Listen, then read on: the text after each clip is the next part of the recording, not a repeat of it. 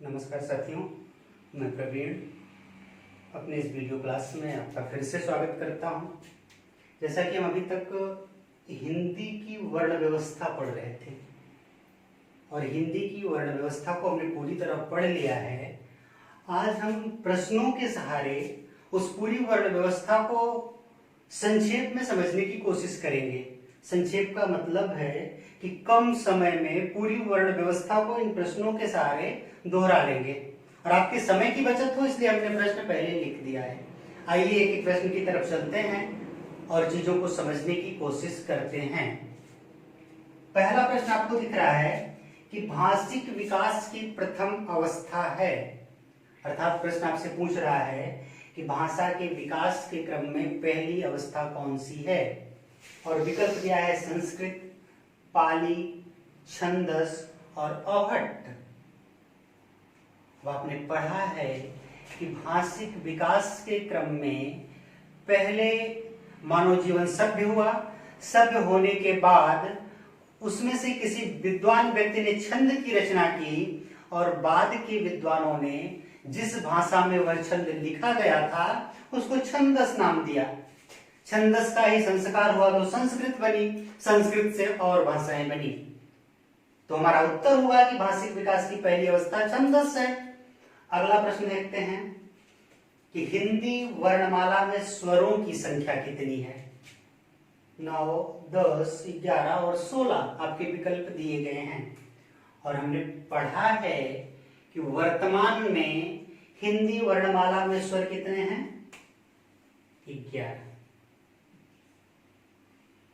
11 हैं। और साथ में हम ये भी जानते हैं कि अगर बड़ी री को जोड़ दिया जाता है तो 12 हो जाते हैं। और वैदिक संस्कृत में री और री भी जोड़े जाते हैं तो 14 हो जाते हैं। लेकिन वो संस्कृत की बात है, इसलिए हमने पढ़ाते समय भी आपसे चर्चा नहीं की थी।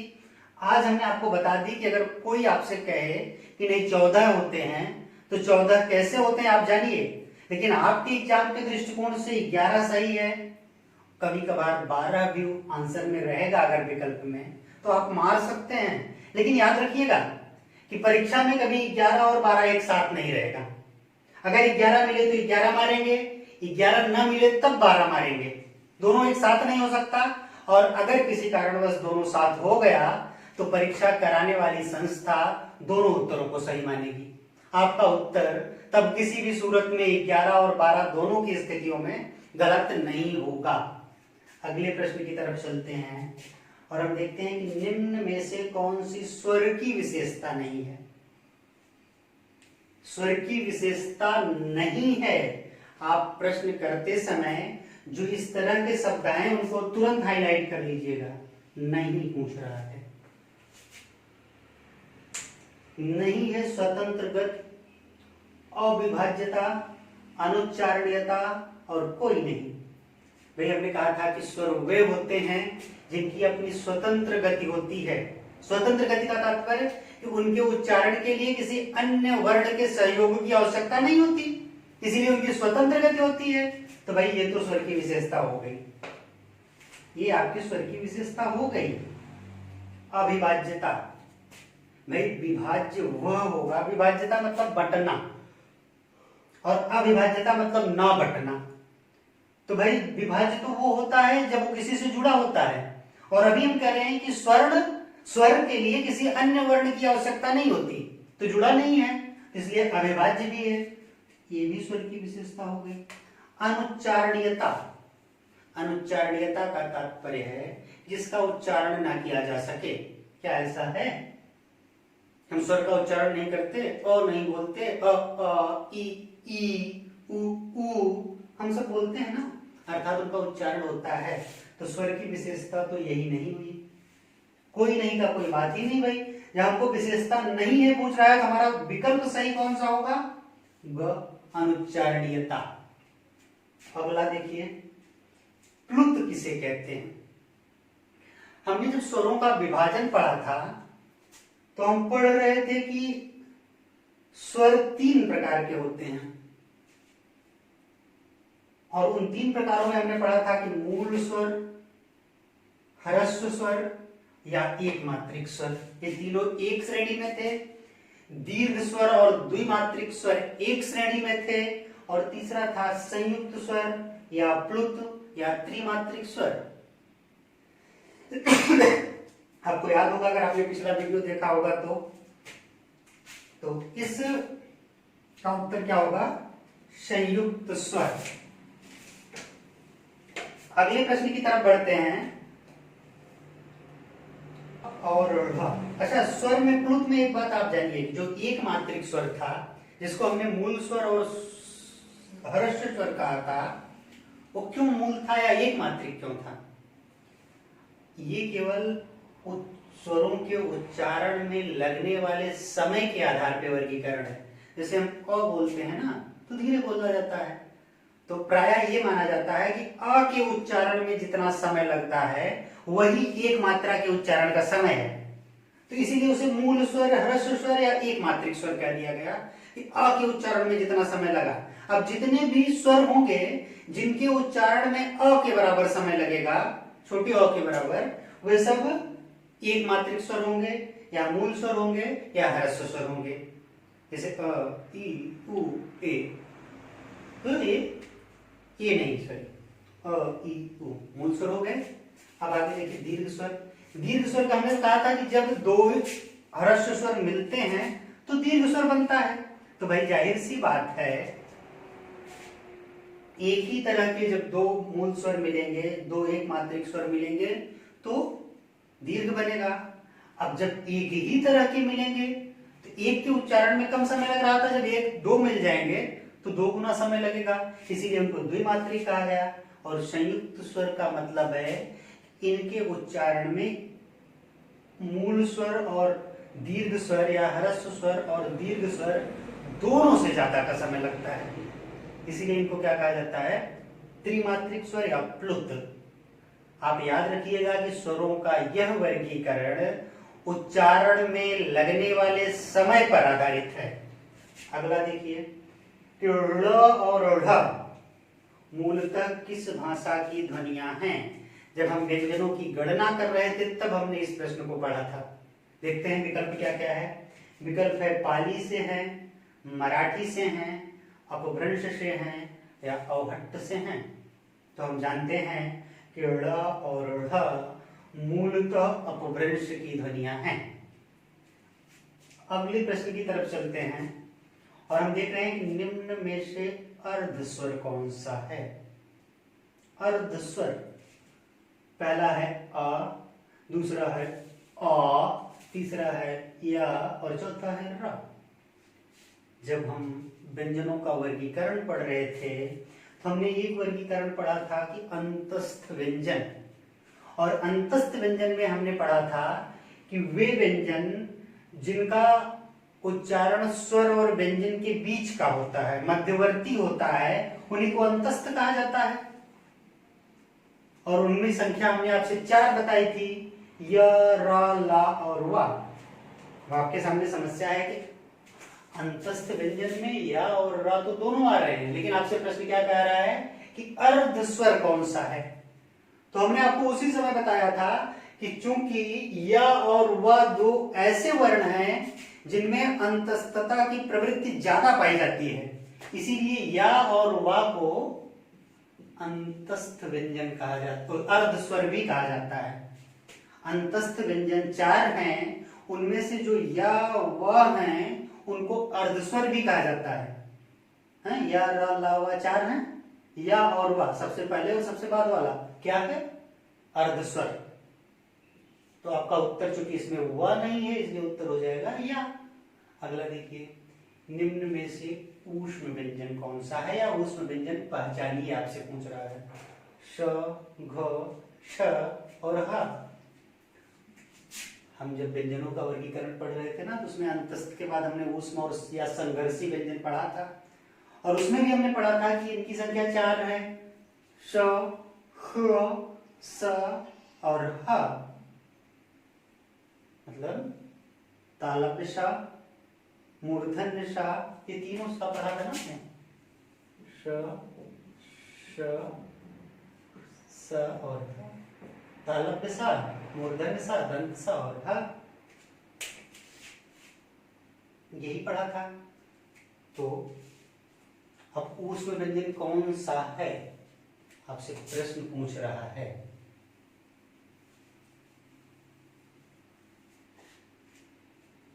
आप बताएं।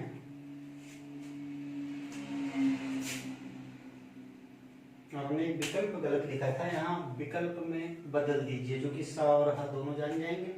अब आप जान ही गए हैं, इसको तरक कर दीजिए, आप समझते। निम्न में से ऊष्म व्यंजन पहचानिए। तो हमने पढ़ा था 4 हैं, श, श, सा और हा। मतलब स, तालव्य सा, मूर्धन्य सा, दंत सा और हा। तो इसमें कौन सा मिल रहा है? अगर हा होता तब तो 2 विकल्प हो जाते, मुझे लिखने में गलती हुई थी। इसमें विकल्प हो गया सो। अगला देखिए, उच्चारण स्थान के आधार पर व्यंजनों के कितने वर्ग हैं? और हमने जब पहला ही विभाजन पढ़ा था उच्चारण स्थान के आधार पर व्यंजन, और उसमें हमने आपसे 5 वर्ग बताए थे, क वर्ग, च वर्ग, त वर्ग, क वर्ग, च वर्ग, ट वर्ग, ता वर्ग और प वर्ग। 5 ही हुए भाई, क, च, त, प, 5 हो गए। इसमें तो कुछ व्याख्या जैसी कोई बात नहीं है, आप पढ़ चुके हैं। अगला देखिए कि व्यंजनों का कौन सा वर्गीकरण स्वर तंत्री में कंपन पर आधारित है। इसमें मूल शब्द जिस पर आपको ध्यान देना है, कंपन पर आधारित पूछ रहा है। अब क्या होगा? अल्प प्राण और महाप्राण होगा, संयुक्त होगा, अघोष या सघोष व्यंजन होगा, या ऊष्म व्यंजन होगा। हमने पढ़ा था कि प्राण का मतलब क्या होता है?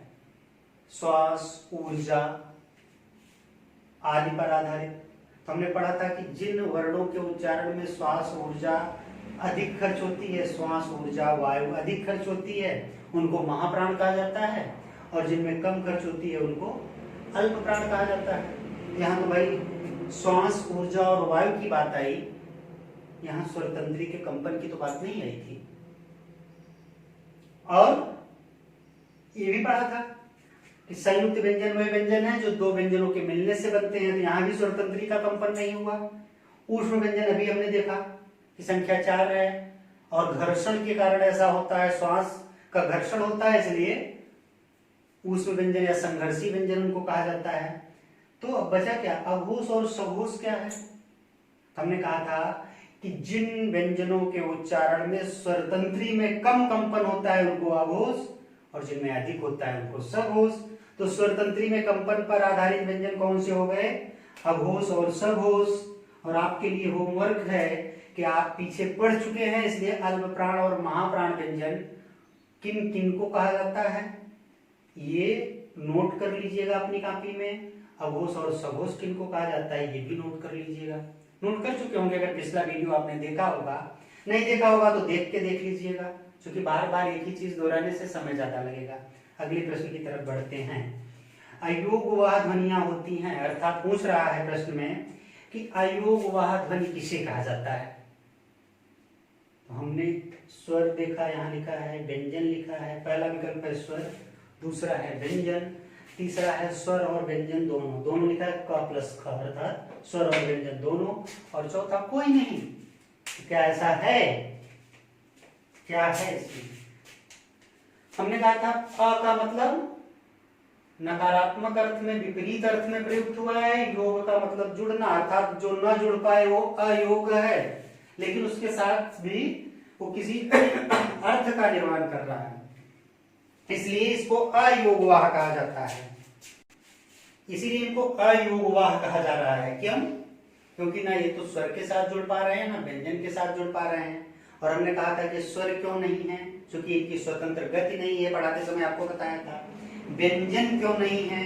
व्यंजन इसलिए नहीं है कि ये स्वर के बाद आती हैं। आपने देखा था कि व्यंजन स्वर से पहले आते हैं, लेकिन उसके बावजूद भी अर्थ का वहन करती हैं, इसलिए ध्वनियां तो हैं।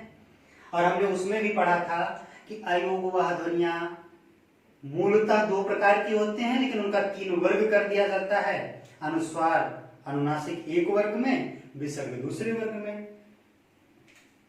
तो हमने कहा था कि स्वर भी नहीं है और व्यंजन भी नहीं है, लेकिन उसके बाद भी अर्थ का निर्माण कर रही हैं। तो भाई ना तो स्वर हैं ना व्यंजन है, तो जब दोनों नहीं है तो यहाँ दोनों तो होंगी ही नहीं, फिर बचा क्या है, कोई नहीं है। जो चारों विकल्प दिए गए। अगला देखिए, अगला शब्द, अगला प्रश्न आपके लिए महत्वपूर्ण है, क्योंकि और शेष प्रश्न तो आप ठीक से समझे होंगे, इसमें आप ध्यान दीजिएगा। देखिए कह रहा है कि शब्द गंदा, गंदा एक शब्द लिखा है, इस शब्द पर ध्यान दीजिए, गंदा। कह रहा है गंदा में अनुस्वार के स्थान पर किस वर्ण को लिखा जा सकता है या लिखा गया है, आप बताएं।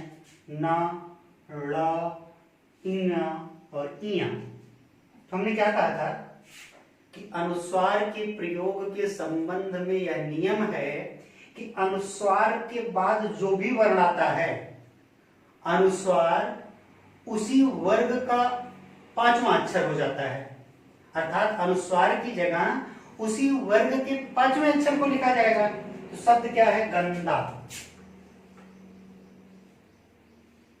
आप इस शब्द को देखिए,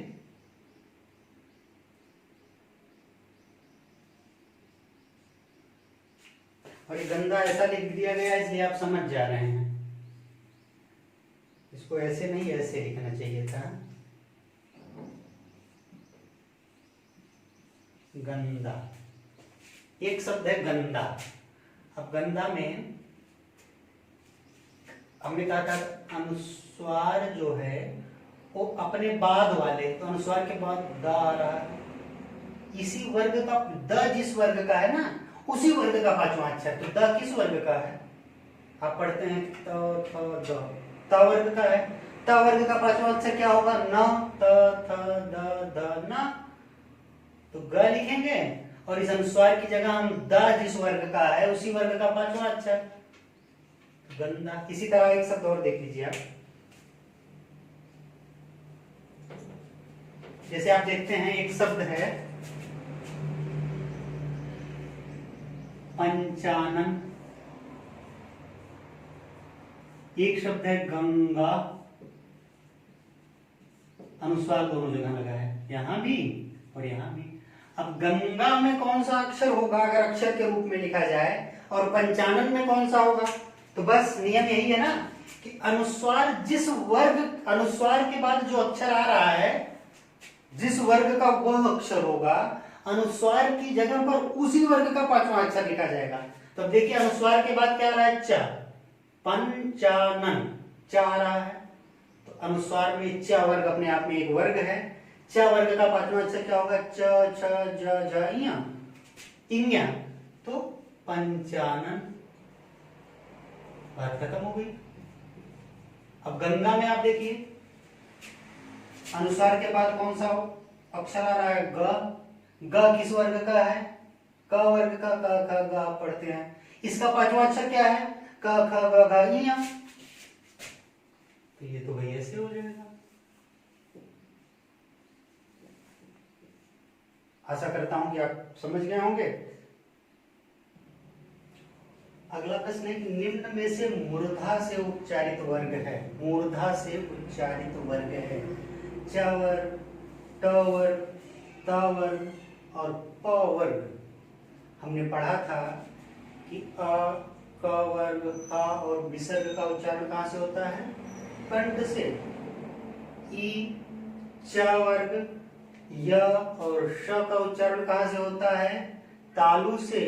री, ट वर्ग, र और श का उच्चारण कहां से होता है, मूर्धा से।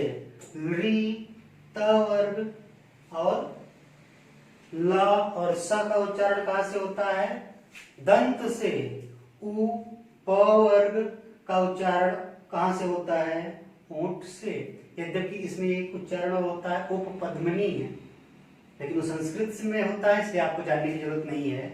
तो अब आप बताएं कि मूर्धा से उच्चारण किससे होगा, त वर्ग का। भाई अभी आपने जाना और पीछे पढ़ा भी है ठीक से।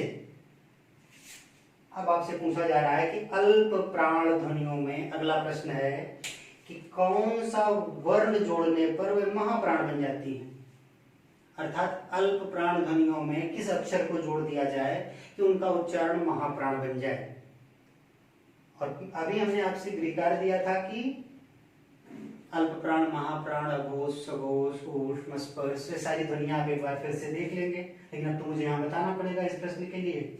हमने बताया था कि अल्प प्राण ध्वनियों में जब ह जोड़ दिया जाता है तो वे महाप्राण बन जाती हैं। पढ़ा नहीं था हमने? क प्लस ह ख,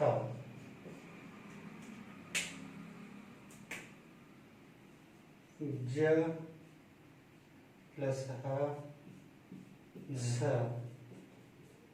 पढ़ा था ना कि वर्गों के पहले और तीसरे अक्षर अल्प प्राण, दूसरे और चौथे अक्षर महाप्राण। तो अल्प प्राण ध्वनियों में किस अक्षर को जोड़ने पर महाप्राण बनेगी? तो उत्तर होगा ह। ये जानते हैं कि पहला और तीसरा अक्षर अल्प प्राण होता है, दूसरा और चौथा अक्षर महाप्राण होता है।